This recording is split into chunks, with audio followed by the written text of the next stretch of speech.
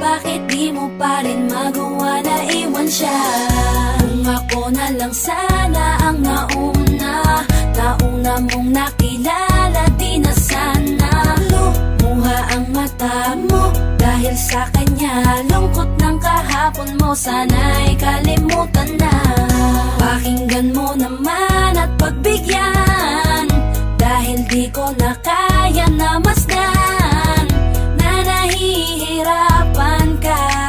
Nandito naman ako. Pag sinaktan ka niya, sa'kin ka pumupunta. Pag iniwan ka, ako nandito lang, diba? Wala akong magawa kahit parang ayoko na. Natitiis maging pangalawa at maging takbuhan mo pag may problema ka, at patuloy umaasang baka mapuna.